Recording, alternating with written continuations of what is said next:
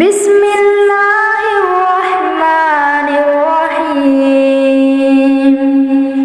سبح اسم ربك الأعلى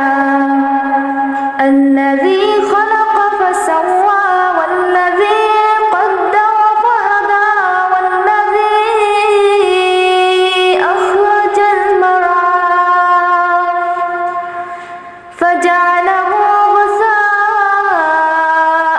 أحوى سنقرئك فلا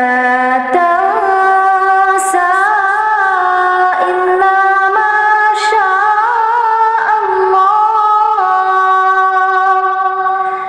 إنه يعلم الجهر وما يخفى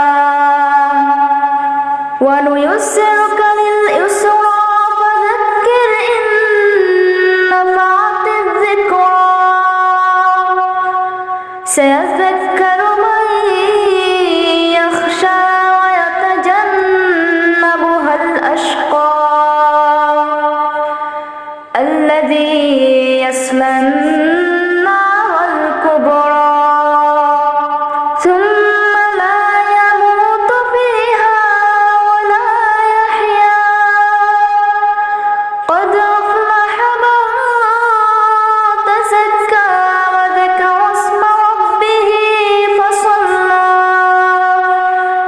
بل تؤثرون الحياة الدنيا والآخرة خير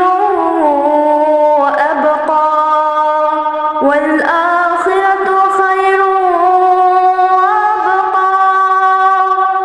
إن هذا لفي الصحف الأولى